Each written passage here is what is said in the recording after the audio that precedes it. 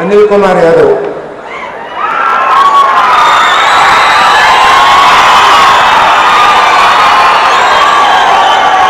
అనిల్ కుమార్ యాదవ్.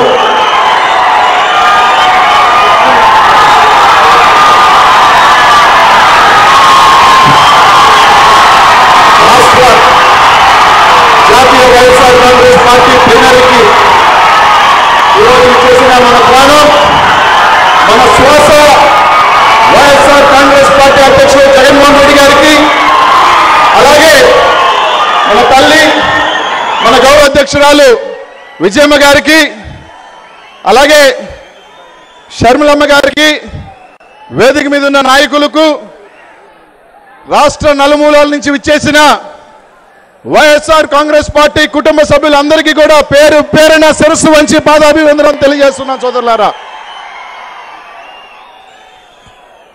రాజకీయాలంటే ఒక అపనమ్మకం, నాయకుడంటే అంత నమ్మకం లేని రోజుల్లో ఒక ఎన్నికల హామీ ఇస్తే, ఒక మాట చెబితే దానికి మడమ తిప్పకుండా, మాట తప్పకుండా ముఖ్యమంత్రి అయిన తర్వాత తొలి సంతకంతోనే మాట ఇచ్చిన మాటని నిలబెట్టుకున్న ఏకైక ముఖ్యమంత్రి డాక్టర్ వైఎస్ రాజశేఖర రెడ్డి గారు ఇచ్చిన హామీలే కాకుండా ఇవ్వని ఎన్నో హామీలను ఈ రాష్ట్ర ప్రజలకు అందజేసిన ఘన చరిత్ర గొప్ప వ్యక్తి రాజశేఖర రెడ్డి గారైతే, ఒక హామీ ఇస్తే ఏ విధంగా మోసం చేయొచ్చు, వెన్నుపోటుతనమే తన చరిత్రగా, మోసమే తన శ్వాసగా 600 హామీలు ఇచ్చి ప్రజల్ని మోసం చేసిన వ్యక్తి ఇప్పుడున్న రాష్ట్ర ముఖ్యమంత్రి చంద్రబాబు నాయుడు గారు ఒక పక్క. ఈరోజు 2004లో రాజశేఖర రెడ్డి గారు ముఖ్యమంత్రి అయిన తర్వాత అనేక ఇచ్చిన హామీలు కావచ్చు, ఇవ్వని హామీలు కావచ్చు, ఈ రాష్ట్రానికి మాట తప్పకుండా మడమ తిప్పకుండా ఇస్తే 2009 తర్వాత 43 ఎన్నికలు వస్తే 43 ఎన్నికలలో ఓటమి చూసిన టీడీపీ పార్టీ ఎలా గెలవాలా, ఏ విధంగా గెలవాలని ఆలోచన చేసి 600 హామీలు ఇచ్చిన హామీలను ఎన్నికలలో ఓట్లు వేయించుకొని ఎన్నికలు అయిపోయిన తర్వాత రైతాంగాన్ని, డ్వాక్రా మహిళలను నిరుద్యోగ భృతి ఇస్తానని చెప్పి యువతను ఎల్కేజీ నుంచి పీజీ దాకా ఉచిత విద్య ఇస్తానని చెప్పి స్కూలుని మూసివేస్తూ ఒక పక్క 5,000 కోట్లతో స్థిరీకరణ చేస్తానని చెప్పి రైతాంగానికి ఇన్ని హామీలన్నీ కూడా మోసపూరిత హామీలుగా ఈరోజు ప్రజల్లోకి వెళ్తున్న అతి పెద్ద మోసగాడు, అతి పెద్ద వెన్నుపోటుదారుడు చంద్రబాబు నాయుడు గారు ఈరోజు చూస్తా ఉన్నాం. ఈరోజు మనందరం కూడా ఆలోచన చేయాల్సిందల్లా ఒకటే. ఈరోజు 2019లో ఎన్నికలు వస్తున్నాయి. ఈరోజు ఎన్నికలు వస్తున్న తరుణంలో ఈరోజు రాష్ట్రం అంతా కూడా ఎదురు చూస్తూ ఉంది. ఈరోజు జగన్మోహన్ రెడ్డి గారిని ముఖ్యమంత్రి మనం చేసుకోవాలని. ఈరోజు జగన్మోహన్ రెడ్డి గారిని ముఖ్యమంత్రిగా చేసుకోవాలా, తప్పకుండా జగన్మోహన్ రెడ్డి గారు ముఖ్యమంత్రి అయి తీరుతారని. కానీ ఈరోజు మన ఆలోచన చాలా జాగ్రత్త. ఎందుకంటే చంద్రబాబు నాయుడు గారికి ఈ మధ్య మన ముఖ్యమంత్రిని హాస్పిటల్లో చేర్చాల్సిన బాధ్యత ఎంతో ఉంది. ఎందుకంటే ఈ మధ్య పిచ్చిబట్టి తిరుగుతూ ఉన్నాడు మన ముఖ్యమంత్రి గారు. మతి స్థిమితం కోల్పోయి ఉన్నాడు. ఏం మాట్లాడుతున్నాడో తనకి అర్థం కావట్లా. ఈరోజు మన ఆయన మాటలు మనం అందరం కూడా చూస్తూ ఉన్నాం. క్రీడాకారులు గెలిస్తే నోబెల్ ప్రైజ్ ఇస్తానని, మీరు మద్యం తాగండి అని పిచ్చి పిచ్చి మాటలు మాట్లాడుతూ ఉన్నాడు ఈరోజు చంద్రబాబు నాయుడు గారు. ఈరోజు చంద్రబాబు నాయుడు గారికి తెలుగుదేశం పార్టీ కార్యకర్తలందరూ కూడా మేము సూటిగా చెప్తా ఉన్నాం, చంద్రబాబు నాయుడు గారికి 100% పిచ్చి పట్టింది, 100% మతి స్థిమితం కోల్పోయి ఉన్నాడని ఈరోజు రాష్ట్ర ప్రజలందరూ కూడా భావిస్తూ ఉన్నారు. ఈరోజు చంద్రబాబు నాయుడు గారు దయచేసి ఒకసారి మీరు పిచ్చాసుపత్రికి వెళ్ళో, లేకపోతే మీ మైండ్ ఎలా ఉందో ఒకసారి చూపించుకోవాలని చెప్పి మేము తెలియజేస్తా ఉన్నాం. ఈరోజు ఇంకో భయం చంద్రబాబు నాయుడు గారికి పుట్టింది. ఏంటి అంటే, ఈరోజు నేను ముఖ్యమంత్రి అయ్యాను, అనేక మోసాలు చేసిన నేను ముఖ్యమంత్రి అయ్యాను, ఈరోజు ఎన్ని ఇబ్బందులు గురి చేసినా, ఎన్ని మోసాలకు గురి చేసినా, ఎన్ని ఇబ్బందులు పెట్టినా జగన్మోహన్ రెడ్డి గారు నిలబడి ధైర్యంగా పోరాటం చేస్తున్నారు. లక్షలాది మంది కార్యకర్తలు రాజశేఖర రెడ్డి గారి అభిమానాన్ని ఎనగబెట్టుకుని ఈరోజు ముందుకు నడుస్తూ ఉన్నాడు. రేపు నేను చూస్తే ఒక పప్పుని కన్నాను ఇక్కడ, అక్కడ చూస్తే ఒక పులిని కన్నాడు రాజశేఖర రెడ్డి.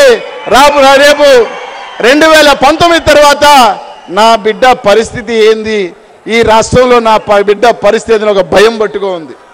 ఈరోజు ఎక్కడికి వెళ్ళినా కూడా చంద్రబాబు నాయుడు గారిని మనం చూస్తూ ఉన్నాం. ఒక భయం, వాళ్ళ కార్యకర్తల దగ్గర నుంచి నాయకుల దాకా ఒక భయం.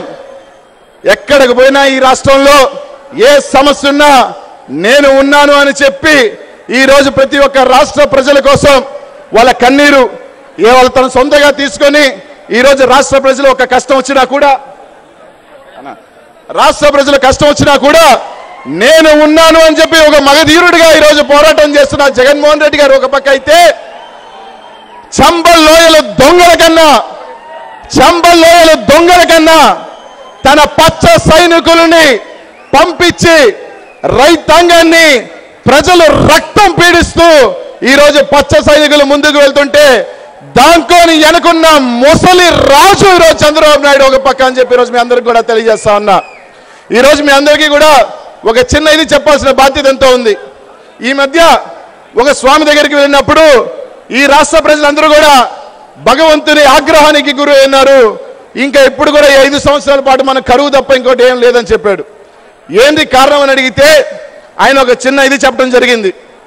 96లో ఏదైతే ఎన్టీ రామారావు గారిని వెన్నుపోటు పొడిచి చెప్పులతో కొట్టి ముఖ్యమంత్రి అయిన చంద్రబాబు నాయుడు గారు, భగవంతుడు ఈ రాష్ట్ర ప్రజలందరూ కూడా చంద్రబాబు నాయుడు గారిని దింపేస్తారనుకున్నారు. కానీ అప్పుడు కార్గిల్ కావచ్చు, రకరకాలు కావచ్చు, చంద్రబాబు నాయుడు గారు ముఖ్యమంత్రి అయ్యాడు. అది భగవంతుడికి ఆగ్రహం తెప్పించి 5 సంవత్సరాల పాటు మన రాష్ట్రంలో కరువు తప్ప ఇంకోటి ఏమీ లేదు, బాధలు తప్ప ఇంకోటి ఏమీ లేదు. రాష్ట్ర ప్రజలందరూ కూడా అన్ని గుళ్ళు చుట్టూ అన్ని దగ్గర తిరిగి మాకు ఒకరిని పంపించు, మా రాష్ట్ర ప్రజల్ని కాపాడమంటే భగవంతుని బిడ్డగా, ఆ దేవుడు దూతగా 2004లో దివంగత నేత రాజశేఖర రెడ్డి గారిని ముఖ్యమంత్రిగా చేసి రాష్ట్రానికి పంపిస్తే ఈ రాష్ట్ర ప్రజలందరూ కూడా సస్యశ్యామలంగా వర్షాలు పడ్డాయి. ప్రతి ఒక్క బిడ్డ బాగా చదువుకున్నాడు, మహిళలు బాగున్నారు, అందరూ కూడా చల్లగా 5 సంవత్సరాల పాటు ఉన్నారు. 2009లో కుప్పలుగా కట్టగట్టుకొని వచ్చిన 2009లో సింహంలాగా ఒక్కడే వచ్చి 2009లో ముఖ్యమంత్రి అయ్యాడు మళ్ళీ రాజశేఖర రెడ్డి గారు. కానీ మన దురదృష్టం, మంచి దేవుడు ఎక్కువ కూడా మంచి వాళ్ళని ఎక్కువసేపు ఉంచడు. రాజశేఖర రెడ్డి గారిని భగవంతుడి దగ్గర తీసుకువెళ్ళిపోవడం జరిగింది. మన 5 సంవత్సరాల సంతోషం తర్వాత ఆ సంతోషంలో ఉండటంలో మనందరం కూడా దేవుడి ఆగ్రహాన్ని మర్చిపోయి, దేవుడి ఒకరిని శపించాడు, ఒక దుర్మార్గుడిని ప్రజల నుంచి దూరం చేశాడు. 2014లో మనం ఖచ్చితంగా అతన్ని ఓడగొట్టాలని చెప్పి ఈరోజు ఆయన భగవంతుడు అనుకుంటే అతని మోసపూరిత హామీలకి మరోసారి మనం గెలిపించుకున్నాం. ఈరోజు దేవుడు ఆగ్రహంతో ఈరోజు మనకి కరువు ఇచ్చాడు. మనకల్లా ఉన్నది ఒకటే, భగవంతుడు శరణం పొందాలి అంటే, మన రాష్ట్రం సస్యశ్యామలం అవ్వాలంటే మన నాయకుడు జగన్మోహన్ రెడ్డి గారిని, ఆ దైవం బిడ్డ రాజశేఖర రెడ్డి గారి బిడ్డని మనం ముఖ్యమంత్రి చేసుకోవాల్సిందే అని చెప్పి అందరూ కూడా తెలియజేస్తా ఉన్నా. చివరిగా ఒక్క మాట చెప్పి ముగిస్తా ఉన్నా. ఈ భారతదేశం మొత్తం మీద ఎక్కడికి వెళ్ళినా, ఏ ప్రాంతానికి వెళ్ళినా సగర్వంగా నేను వైఎస్ఆర్ కాంగ్రెస్ పార్టీ కార్యకర్తను, జగన్మోహన్ రెడ్డి గారి అనుచరుడైన నాయకుడు, మా నాయకుడు జగన్మోహన్ రెడ్డి గారిని ప్రతి ఒక్కరు కూడా గుండె మీద చేసుకొని సగర్వంగా ఎత్తుకునే చెప్పే నాయకుడు మన నాయకుడు జగన్మోహన్ రెడ్డి గారు అని చెప్పి తెలియజేస్తున్నా. దానికల్లా ఒకే ఒక కారణం, రాజకీయం కోసం, పదవి కోసం చాలా మంది అడ్డమైన పనులు చేస్తారు.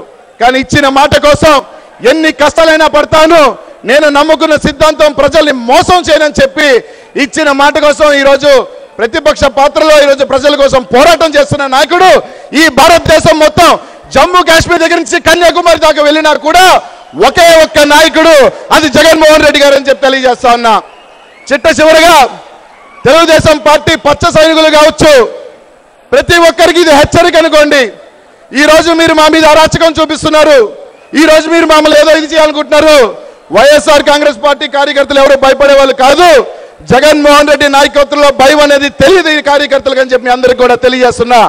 ఒక్క మాట, ఈ రోజు మా మీద అరాచకం చూపిస్తున్నారు, ఈ రోజు మాకు చేతగాదు కాదు, సహనం ఓపికతో ఈరోజు మా నాయకుడు ఉన్నాడు. కన్నెర్ర చేస్తే జగన్మోహన్ రెడ్డి గారు కన్న సైగ చేస్తే అధికారం ఉన్నా సరే తెలుగుదేశం పార్టీ జెండా కూడా ఈ రాష్ట్రంలో ఉండదని చెప్పి తెలియజేస్తా ఉన్నా.